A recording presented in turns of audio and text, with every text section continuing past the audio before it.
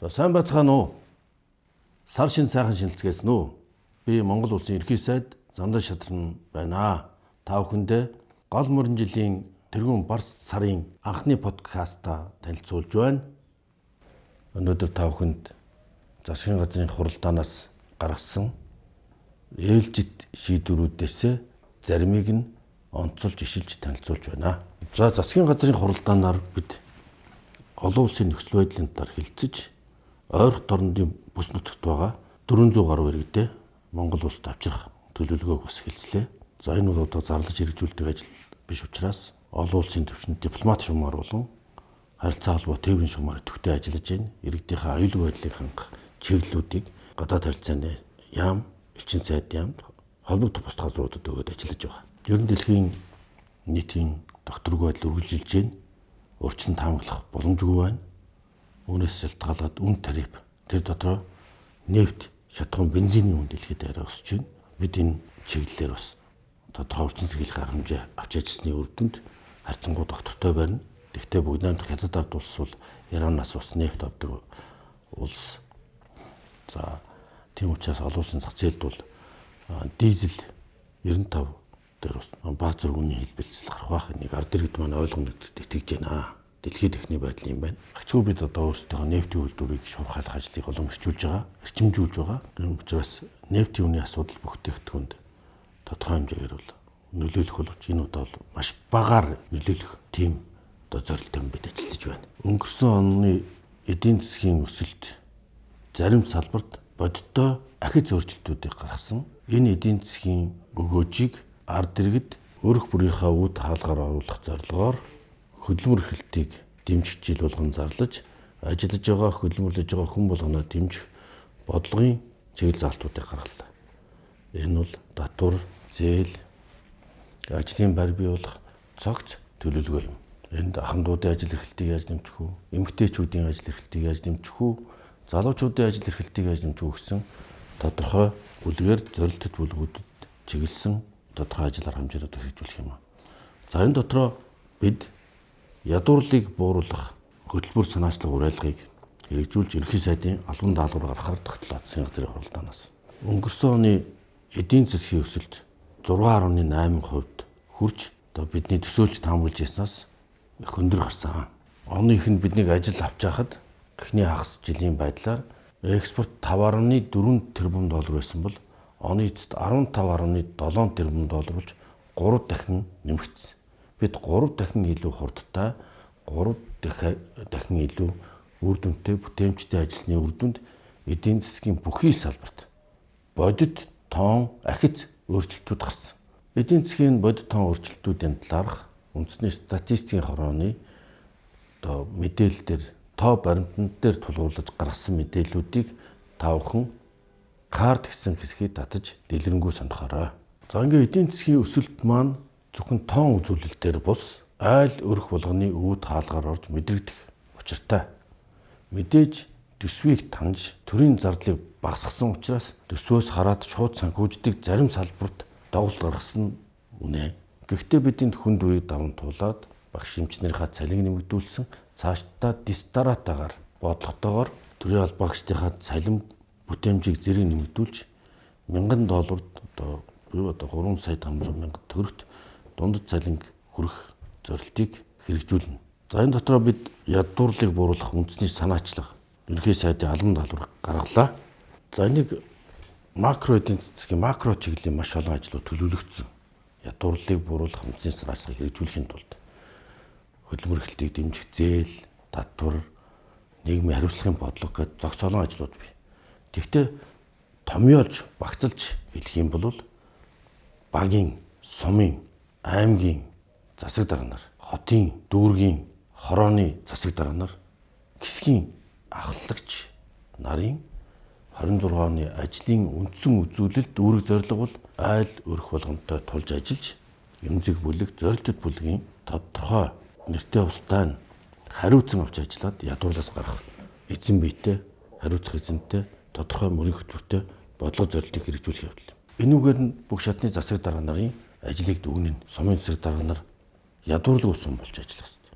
Тийм учраас ажилгүй орлогогүй байгаа иргэдэд ажил эрхлүүлэх, ажил зуучлах, за хувийн бизнес, бичил бизнесийг дэмжих, хөдөлмөрлөлтийг дэмжих замтай холбох, сургалтанд хамрагдах, ажил мэргэжил болох гэх мэтлэн тодорхой хөтөлбөр заасан ажил арга хэмжээнүүдийг хэрэгжүүлэх замаар тухайн сумынхаа иргэдийг ядуурлалаас гаргах явдал юм. Энэ ингэхдээ сумын хурлын төлөөлөгч нар хүн тусвар хүн хариуцж авч ядуурлалаас гаргах ажил айл өрх болгоныг хариуцж нэртэй устдаа тодорхой айл өрх болгоныг хариуцж авч ядуурлалаас гаргах үүрэг.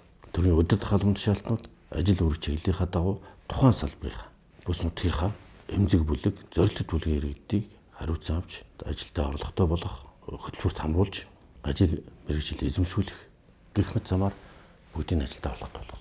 Ажиллах хүчний эрэлт байгаад байдаг. Гэтэл мэргэжилтэд ажиллах хүсэлтэй юм залуучуудыг сургаж талгажуулах явдлаас энэ ажил эхлэх ёстой.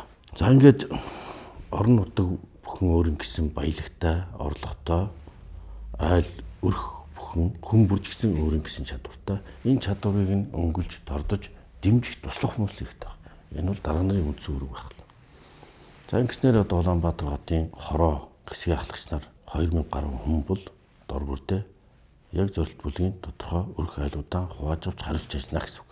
За энэ даалгаврын маш тодорхой айлууд туссан байгаа. Ингээд бид энэ ондоо багтааж ядуурлыг 2 дахин бууруулах зорилт тавьж байна.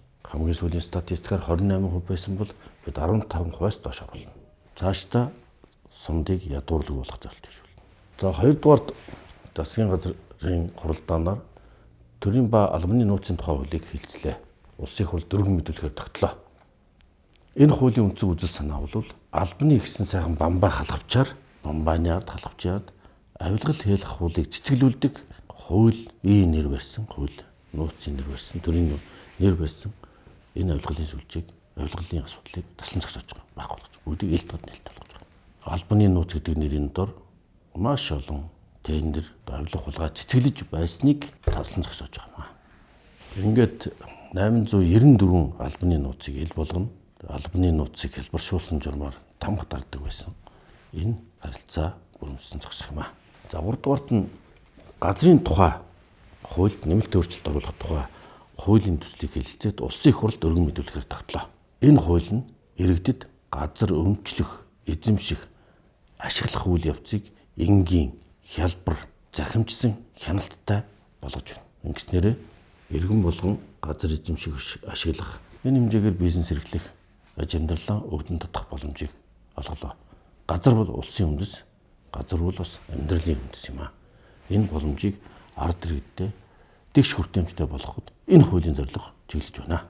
За энэ зорилгоор мал аж ахуйгаа хөгжүүлэхэд, эрчимжүүлэхэд тижээл, тариалан эрхлэх боломжийг олгож байна. За бас нийт өрхүүдэд тариаланч байж төмс хүнсний ногоогоо тарьдаг. Хөдөө аж ахуйн үйлдвэрлэл эрхлэх боломжийг олгосон юм зохицуулт юм. За тариаланчдын хувьд бол одоо манай Сэлэн Төв аймаг нутагт газар зохион байгуулалтаа сайжруулж тариалангын талбайгаа нэмэгдүүлэх хэмжээл өгсөн. Бид тариаланчтайгаа уулзаж энэ хаврын тариалтыг нодон жилийнхоос эрс нэмэгдүүлэхээр тогтлоо. Тухайлбал 372 мянган газарт үр тариа тарина. Үүнээс 312.7 мянган газарт улаан буудаа тариална. Өнгөрсөн жилийнхаас бол эрс нэмэгдэж байна гэсэн үг. Ингэснээрээ бид дотоодын үйлдвэрлэлээр Монголынхон газар шороо хөрсөн дургасан эрүүл органик хүнс, гурил, улаан буудаа, төмс хүнсний ногоогоор иргэдэд хангах боломжийг бүрдүүлнэ. За энэ зорилгоор бол бид тариаланчдын зөвлөгөөнд тариаланчдын тулгымцсан асуудлуудыг, газрын асуудлыг, үрийн асуудлыг, техник, технологийн шийдлийн асуудлыг шийдвэрлэх ажлын хэсгийг байгуулан үүрэг даалгаварч ажиллаж байна. Хаврын тариалтаа бас өргөнөөр болцсоор энэ ташимд нийт иргэдэд уриалж байна. Хашаанда за бас энэ газрын тухай хуулиар боломж олгож байгаа одоо өөрсдөө хүсээд авах газартаа хөдөө орон нутгатаа дор бүрнээ тариалан эрхэлцгээе. Мод тарий, төмс хүнсний ногоогоо тарий, малын тижээлээ тарий. Бүх хэрэгэд одоо хашаанда ногоо тарьдаг соёл хөвчүүлээ.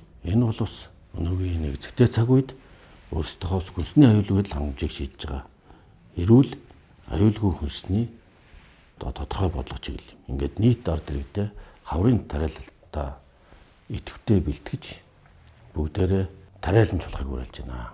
Газар бол амьдралын үндэс. Газраас бидсэн мөрөө амьдралаа авруулцгаая гэж уриалж байна. Газрын хуулийг тойрсон буруу ташаа ойлгох зорилготой олон мэдээлэл явж байна. Энэ бол бэлчээрээ хашаалах тухай огт ойлголт биш. Өвлжөө хавар жааныхаа газарт л тариал эрхлэх, малын тижэл төмс хүнсний гоо тариалах боломжийг олгож байгаа. Олон айлууд хашаа хорондоо малын тижэл тарьж байгаа. Маш сайн ургадсан бил. Яг л өөрөө өтөг бууц чинь бордоо болдог учраас. Энэ чинь өвлийг үнэтэй авах, мал аж ахуйгаа арчимжуулах. За цаашлаад одоо махны үн тогтвортой чанартай байх. Энэ олон боломжийг бүрдүүлж байгаа. Ер нь энэ ташаа мэдээлэл түгээж, худал мэдээлэл түгээдэг юм ихэд дэлгэрч байгаад харамсаж байна. Манай засгийн газар маш хүнд үед гэрэл цахилгаан, арчим хүч, бензин шатхуун хүндрэлтэй байсан бүх асуудлуудыг шийдээд төсөв мөнгө маш хүндэрсэн байхад асуудлыг шийдээд урагшаа явж байна. Урагшаа алхаж байна, асуудлуудаа шийдэж байна. Бод үрдэнгүүд гарч байна. Эдийн засаг одоо дэлхийн хэмжээнд өндөр тооцогдох эдийн засгийн өсөлтүүдийг бий болгож байна. Бүх төрлийн үйлдвэрлэлүүд нэмэгдэж байна. Үндэсний үйлдвэр сэргэж байна. Гэтэл одоо жишээлбэл бид түүрийг 50% нэмэгдүүлнэ гэж огт хэлээг байхад эвлүүлэг хийгээл 50% нэмэх гэж байна гэвэл дараа нь хүлээлт үүсгэдэг. Ийм нэг давуулан худал мэдээлэл тараадаг маш олон технологиуд хэрэгжиж байгаа. Энэ бол орчин үеийн одоо нийгмийн сүлжээнд гардаг нэг худал мэдээлэл гэдэг. Ямар ч хүний татвараас чөлөөлөөгүй. Харин ч бид татварын хөнгөлт чөлөөлөлтийг байхгүй болгож байгаа. Тэгтэл нэг компани татварыг хөнгөсөн чөлөөлсөн ч гэх шиг. Ийм орон зохион мэдээлэлд ард иргэд маань хянуур болгоомжтой хандаж, шалгаж тодруулж явахыг хүсэж байна. Засгийн газар нь бүхий л чадлаараа бид шударга засгийг тогтоох, гавилах хулгайтай тэмцэх ажлуудаа тууштай үргэлжлүүлж байна. Энэ зарлаад хийгээд байдаг ажил биш ч гэсэн бид нар бол ийм чиг шумаа гэж ажиллаж байгаа. Энийн үр дүнд бодит эдийн засгийн ахиц өөрчлөлт гарч байгаа. Энийгээ та бүхэндээ бас тайлгнаж ярьж байгаа юм аа.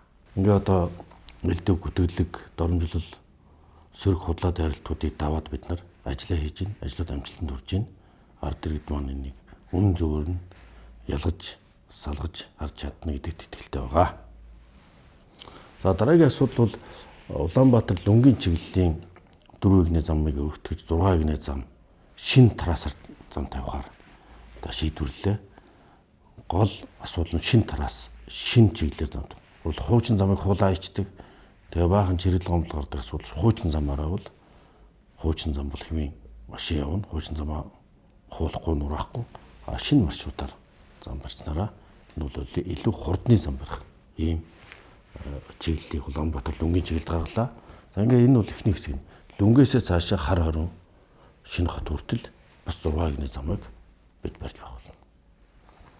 За энийг бол бид аль болох улсын төсвийн хөрөнгө оруулалтгүйгээр BOT буюу барьж ашиглах, шилжүүлэх зарчмаар хийх нь зүйтэй гэж бодож байгаа. Энэ илүү эдийн засгийн өрөшгтэй ард иргэд татвар төлөгчдийн мөнгийг зарцуулахгүй. Эдийн засгийн өрөшгөөр санхүүждэг ийм замуудыг энэ жил эхэлнэ. За энэ эдийн засгийн бод төсөлтүүдэд ард иргэдийн амьдралд хүрэх зорилгоор бид ноолуур алт гэсэн тусгай хөтөлбөрүүдийг хэрэгжүүлж эхлэхээр шийдвэрлээд ажиллаж байна. За энэ жил бид ноолуурын нэг өндөр байх зорилттой явж байна. Энэ эдийн засгийн өсөлтийг айл өрхийн үе таалгаар оруулах нэг чиглэл бас энэ хөдөө аж ахуйн бүтээгдэхүүний үнийг бодтой өндөр байх явдал юм. Ийм учраас энэ сарын 21-нд Сүхбаатар аймагт ноолуурын дуудлага худлаа зохион байгуулна. Ноолуурыг 185 мянгаас дээш байлах худалдаалах зорилт тавьж байна. Ингэж энэ 300 мянган малчтын амьдралд төдийгүй ноолуураар үйлдвэрлэл эрхэлдэг олон мянган иргэдийн амьдрал шууд нөлөөтэй. Энэ бол нийт хөдөө орон нутгийн ажил амьдрал ч гэсэн эрг нөлөө үзүүлдэг нэг их 80 төгрөг малчтын орлогыг дэмждэг юм бодис салбар. Малчтын орлогыг дэмжих нэг их 80 маань хөдөө орон нутгийн хөгжил, худалдаа, эдийн засагт бас бодиттой хувь нэмэр болдог. Энэ бол ажиллаж байгаа, хөдөлмөрлөж байгаа хүмүүсээ бодиттой дэмжих бодлого. Ингэж дэмжиж байж одоо эдийн засгийн эргэлт сайжирч, ажиллаж хөдөлмөрлөж байгаа хүмүүний бүтээмж сайжирдаг, эдийн засаг сайжирдаг юм чиг хандлах бодлого. За мөн учраас ноолуур үйлдвэрлэгчдийнхаа бид экспортод гаргах, гол улсын зах зээлд сурталчлах, үзэсгэлэн худалдаа зохион байгуулах, дэлхийн зах зээлд ноолуурын бүтээгдэхүүнээ одоо үнд оруулах, үнд гаргах ийм бодлогыг давхар хэрэгжүүлсэн. Ноолуурын зохис хөтөлбөрийг хэрэгжүүлж, ноолуур үйлдвэрлэгчдэд дэмжин, ноолуурын гадаад зах зээлийг дэмжин. Одоо хэрэгжүүлж байгаа олон улсын зах зээлд тухайлах юм бол Евразийн 200 сая хүнтэй том зах зээлд ноолуурын бүтээгдэхүүнээ тарифын болон тарифын гэдэг нь татварын болон одоо татварын бус хориг саатууд, захиргааны хориг саатуудгүйгээр экспортох боломжийг нээж байгаа. Энэ бол манай ноолуурын салбарын том хувьсгал болно. Би өмнө нь энэ мэдэн дээр ноолуурын үйлдвэрлэл 5.7 дахин үйлдвэрлэлийн хэмжээгээр харин үнийн дүнгээр 4.7 дахин нэмэгдсэнийг товонтод болсон. Өнгөрсөн оны бидний хамгийн том амжилт бол энэ. Үйлдвэрлэл 4-5 дахин нэмэгдэнэ гэдэг бол маш сайн амжилт. Ингээ бид нэг шат ахиу босруулдаг болчихлоо. Ноолуураа угаагаал түүхийгээр нь зардаг байсан бол одоо самнаад 30% нэм хүртэг шингээгээд экспортлдог боллоо. Одоо бид дараагийн шатны ноолуур үйлдвэрлээд юм чинь. Утас эрх, одоо утас их, ноолуур утас их болох юм байна. Ингүүл ноолуурын өмнө ахаад 30-40% өрсөн. Ингэж бид одоо олон худалдаа авагчдаа зах зээл рүү нэвтэрж байна. Лоро Пиано, Hermes гэдэг Италийн одоо брэндүүдийн ноолуурыг нийлүүлдэг боллоо. Итали улсын ноолуурын томоохон одоо нийлүүлэгч болж Монгол улс. Монгол ноолуурын нэр хүндийг өргөж байна. Малчтынхаа хөдөлмөр үндэснийг дэлхийд гаргаж байна. Цагаан алт жинхэнэ утгаараа болох ажил хэрэгжүүлж байна. Ийм учраас ноолуурын зохис бодлого шийдвэрийг хэрэгжүүлж ажиллаж байна. Энэ чиглэлээр уулзалтууд хийгдэж энэ бодит ажлууд болно. За хоёрдугаарт нь бид банкны салбарын тохиолдлаа. Банкны зээлийн хөв бууруулах тодорхой сансан ажлуудыг тавьж байна. Зээлийн хөв бууруулах стратеги хэлцлээ. Энэ бүхэн маань бодит ажлын үр дүнгөөг нь ноолуурын салбартаа ч үгэн алт, валют, эдийн засаг, эрс сайжрах нөхцөлийг бүрдүүлэх юм аа. Гараа сайн бол барай сайн гэдэг энэ оны эхний сарын эдийн засгийн үр дүнгууд маш сайжирч байна. Бидний зэгцэрх хөдөлгөөн, шударгасан тэмцлүүдийн үр дүнд эдийн засагт сэргэлт бий болсон. 1-р сарын байдлаар экспорт 71% өсөлөө. 1.7 тэрбум доллар төрлөө. Одоо 1 тэрбум доллар орчим байдаг гэсэн бол 1.7 болж 70% өсөлөө. За энэ бол одоо аялал жуулчлал, бодит эдийн засаг, уулуурхай эдийн засаг бүх талаараа бас жоохон шинжиж. Ингээ энэ чиг хандлага барай явахад эх оны эсэхэд эдийн засаг маань ард иргэдийнхаа үүд хаалгаар орж айл өрх болгонд бодит одоо өгөөж өгсөн жил байх болно энэ мөр жил маань. Ийм сайхан ихтэлд гарч байгаа жил. Ингээд дэлхийд дахин бас гаднаа хүүтэрч байна. Бид дотроо улаан байх учиртай.